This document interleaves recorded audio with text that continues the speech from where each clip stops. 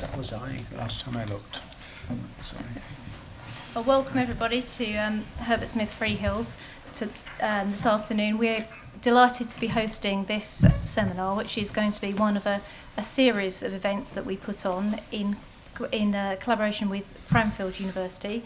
And Simon will tell you a bit more about the philosophy of the programme, and we'll introduce our speakers to you. I must say we've got a distinguished panel of speakers, but I think we've got an equally distinguished audience here today, so I'm expecting some lively debate in our question session, which will follow the presentations. We've just wanted to touch on sort of housekeeping. We're not expecting any fire alarms, so if one goes off, it will be real. And do tell us if you have any problems hearing or seeing the presentation. I think seeing should be okay. We've got a nice large screen, but let us know if our microphones aren't loud enough, etc. And there is you'll see on your seats that there's a brochure which you can take away with details of our next session. Those of you who are eligible for CPD points, lawyers, there's a sheet somewhere around, so please do sign that, and you'll get an hour's credit for attending today. Wow. So as I mentioned, we have 4 speakers and Q&A to follow. I'll hand over now to Simon, and just like to say we hope you can all stay after the event as well for some drinks at the end. Thank you, Julie, and can I extend a very warm welcome to you. My name's Simon Pollard. I'm Head of Environmental Science and Technology at Cranfield. And if you don't know us, we're a prestige postgraduate university, 50 miles north of London, offering postgraduate and applied science, technology, engineering and management. So we're delighted to see you all today. This is the first of a series on science for the green economy. Clearly there are a series of fora in London and elsewhere on the issue of the green economy, and we interpret that specifically as the business opportunities, the policy imperative and the regulatory designs that are required to get us to a low carbon, resource efficient future. And the seminar series specifically is intended to provide a technological and legal briefing to underpin some of the timely debates around this issue. And so we're delighted to partner with Herbert Smith Freehills, a prestigious global law firm, as you know. It is a professional platform, and it is an intention that this is a debate. And so the format for the evening is this. It's 4 fairly crisp vignettes, if you like. Not lengthy 1-hour presentations, colleagues, please. Reasonably short vignettes, and then a debate amongst ourselves, really. As Julie said, we do hope you'll hang around for some networking after the event. So, if you turn to pages 5 and 6 of the handout, the flyer, you'll see the biographies of our colleagues this evening. And Julia has been replaced this evening. We're very delighted to have Silke Goldberg, who's one of the senior practitioners here in energy, speaking instead. So the biographies there, I won't introduce them all, but you please do read and see the track record of our experts. So, with no further ado, let me introduce our first speaker, Professor John Oakey. John is Head of Energy at Cranfield University, an international figure in fossil fuel and known to many of you. John. Thanks, Simon. All over the chairs. Well, good evening, everybody. It's my pleasure to kick off this event this evening. And my role is to give you a bit of background on the energy scene and the role for CCS, really as a platform to the talks you're going to be hearing in a few minutes' time. Of course, we all know that climate change is the primary driver for a lot of legislation these days. But of course, at the same time, we have to maintain the energy sources and drive our industry through the use of a range of energy technologies. If we look at what's been happening in recent years, there's no doubt that the use of fossil fuels, and you can see it very clearly, this is the latest BP analysis of the use of fossil fuels, coal, natural gas down here and oil continuing to rise into the future. There's a slight dip there in 2009 associated with the financial crisis, but there's no doubt that the use of fossil fuels is not seeing a downturn as a result of the efforts to introduce renewable sources linked to the Kyoto Protocol and other mechanisms of the like. So fossil fuels are really here to stay for the foreseeable future. The transition from fossil to other sources is highlighted here. This is the World Energy Outlook from just last year, looking at the change in the use of gas, or the predicted change in the use of gas, coal, renewables, oil and nuclear going out into the future.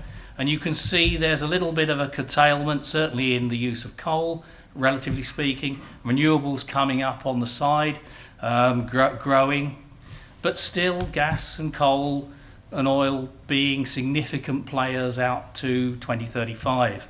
And of course this is motivated by the fact that different countries have to pay attention to security of supply, affordable energy, as well as the environmental impacts. And we've seen this being played out in the media in the UK recently with some of the political statements that have been made.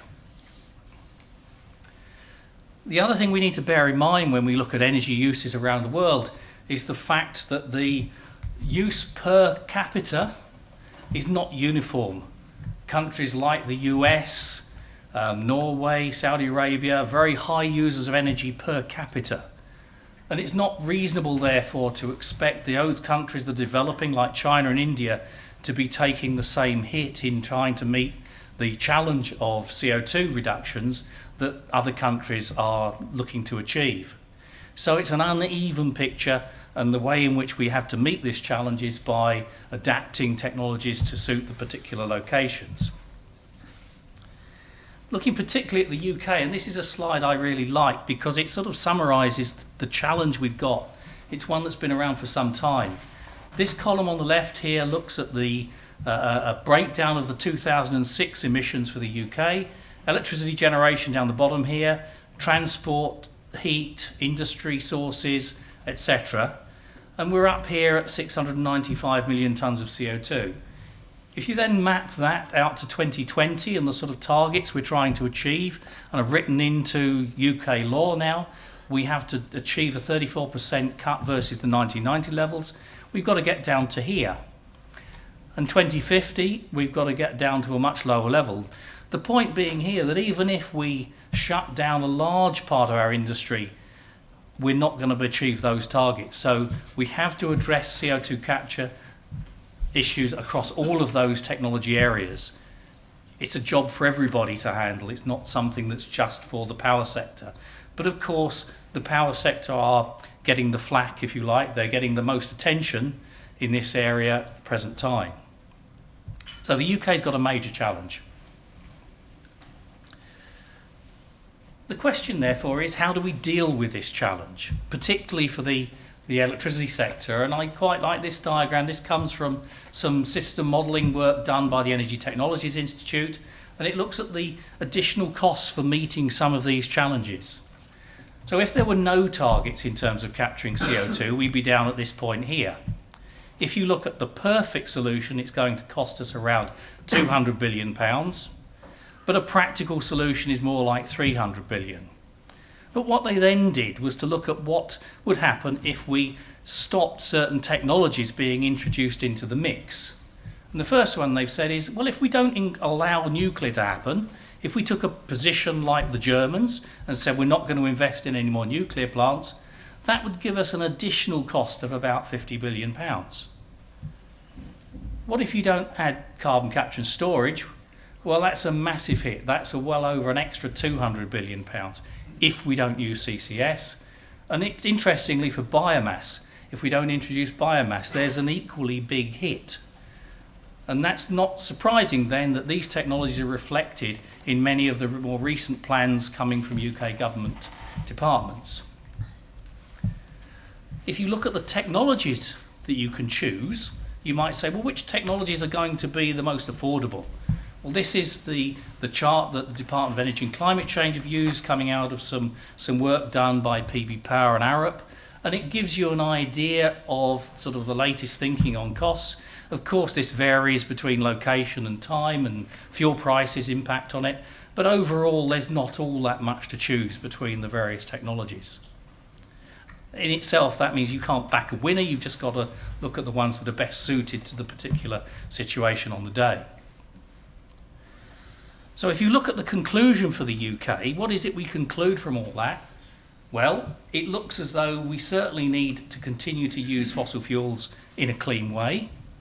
We need economic renewable energy, and we need to introduce safe nuclear.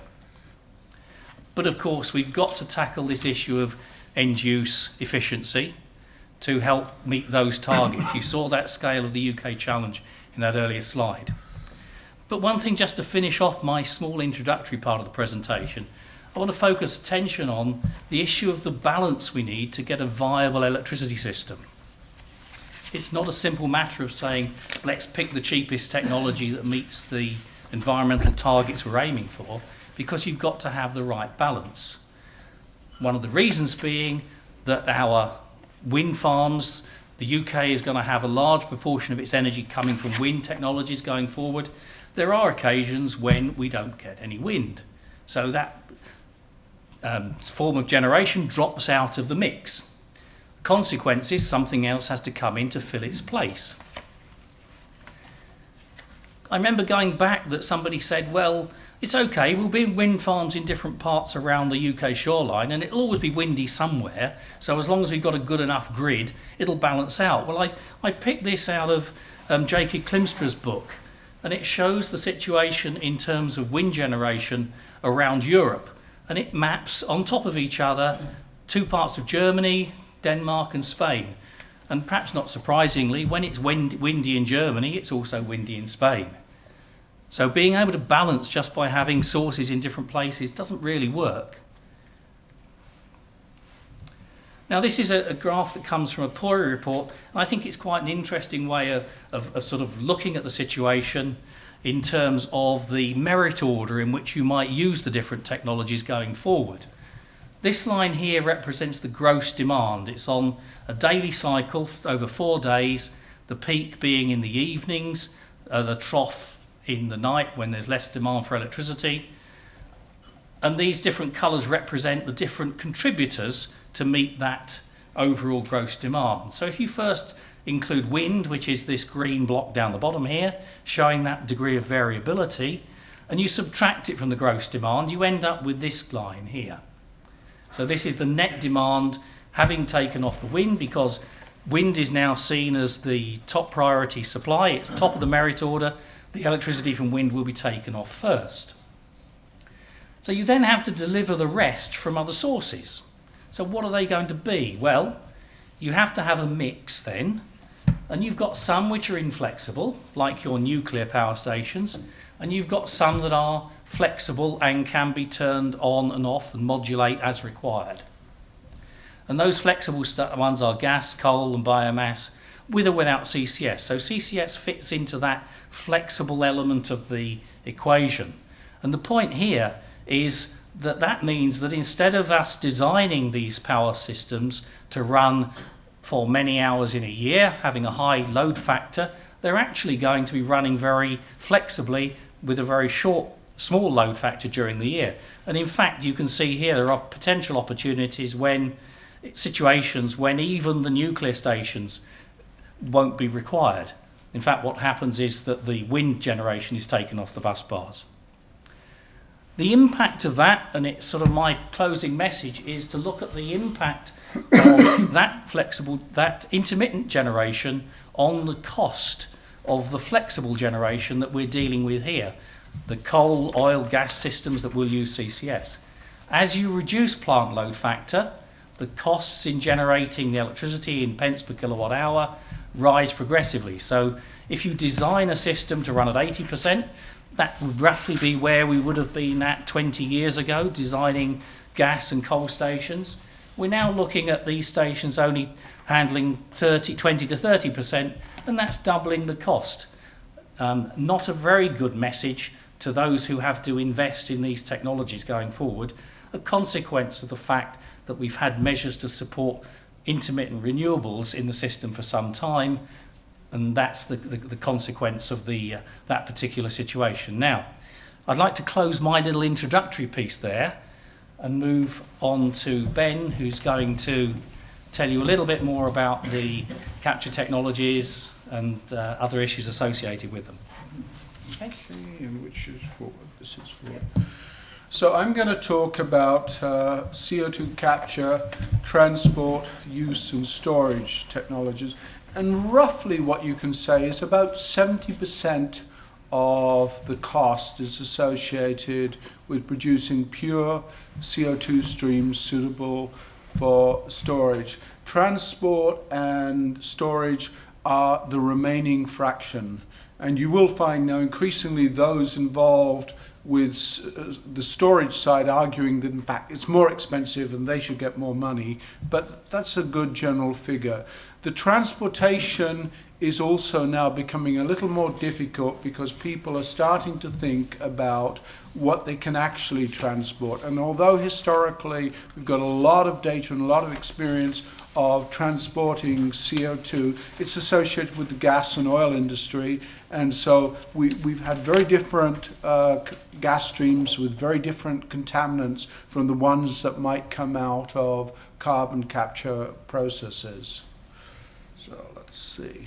So this is the classic slide. Imagine some major hub, and it assumes that the CO2 is processed in some way, and it can be stored either underground or maybe it can be transported to pipeline to tankers or pipeline somewhere to be stored in the ocean. This is a very good model for the UK because the North Sea can take a tremendous amount of CO2, and there are scenarios in which the UK becomes really the center for much of the CO2 storage for most of Europe and most of the industrial parts of Europe.